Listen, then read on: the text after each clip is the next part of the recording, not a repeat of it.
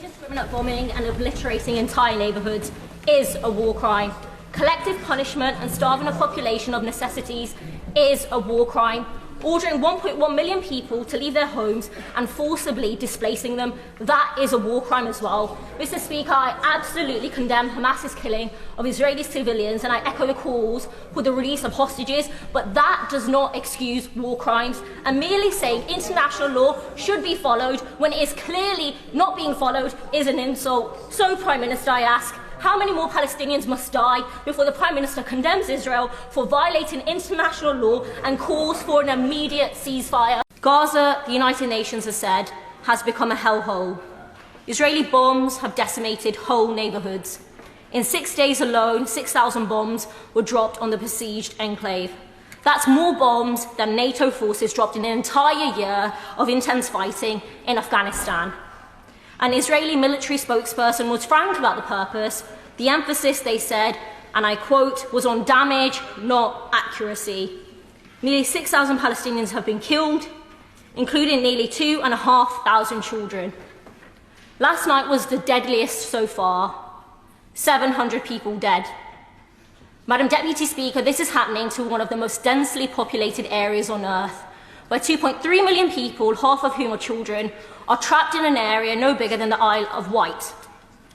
And even before the recent violence, Gaza had been besieged for more than a decade and a half, with access to land, air and water blockaded. Back in 2010, even Conservative Prime Minister David Cameron called it a prison camp. But now Israel has imposed a total siege, cutting off water, fuel, electricity and food.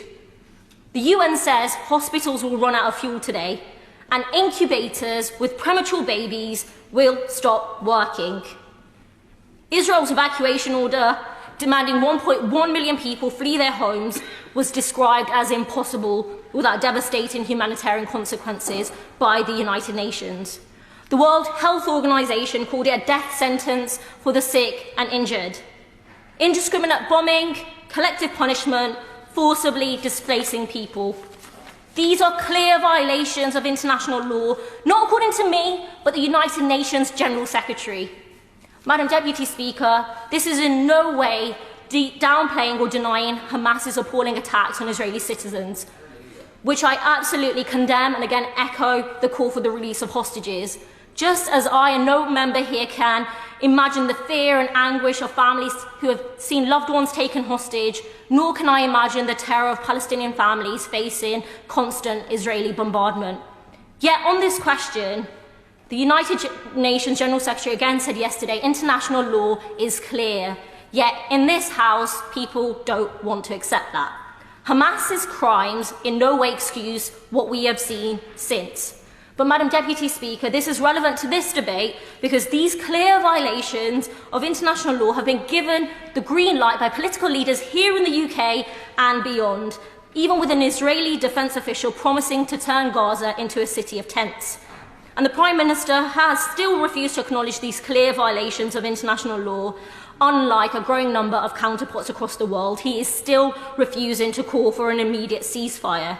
Madam Deputy Speaker, that is utterly shameful. In the House of Commons on Monday, I asked Rishi Sunak how many more Palestinians had to die before he condemned Israel for its countless violations of international law and called for a ceasefire. And to his shame, we still don't have an answer. But what we do know is this.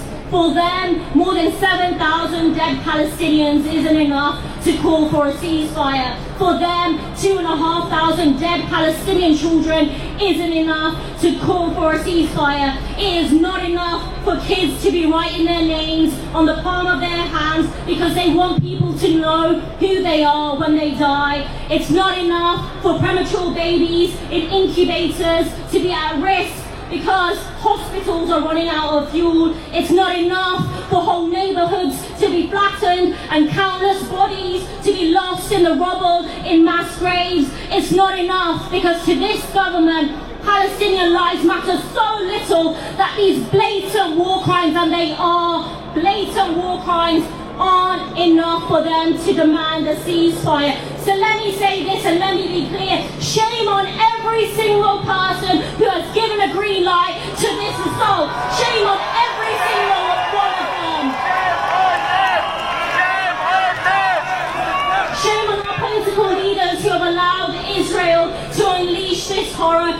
people of Gaza, and we are here to say, not in our name.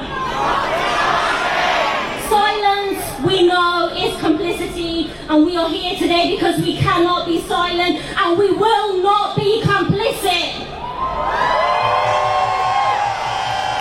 So let's send this message to all of our political leaders, to people across the globe, and most of all to the Palestinian people. We say this: we stand with you, we stand with Palestine, and we will speak up until our leaders listen and until the bombs stop. We will speak up until the siege on Gaza by Israel is lifted and food, water and medical supplies flow back in. We will speak up until the occupation ends and Palestine is free. Free, free! Palestine! Free, free! Palestine! Free, free! Palestine! So here in London, we're here demanding a ceasefire. And from Newcastle to New York, from Cairo to Karachi, in cities across the world, we are a movement in our thousands, in our millions. We are collectively calling for a ceasefire, an end to the siege in Gaza, a release of those unjustly imprisoned and those held hostage,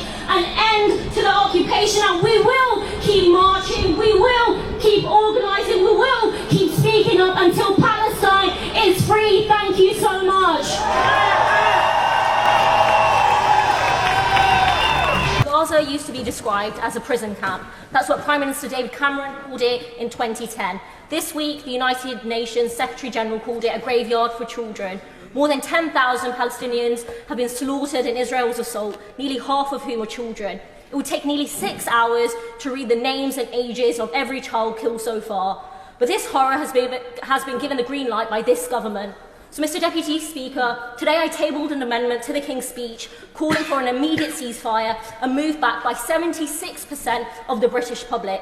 So I asked the Minister, will the government finally do what is right and demand an immediate ceasefire to end the bloodshed? At the time of the making of this video, according to Al Jazeera English, so far, more than 36,000 Palestinians, including more than 15,000 children, have been killed in this war. This has got to stop. It's time for a ceasefire, and it's time for a ceasefire now.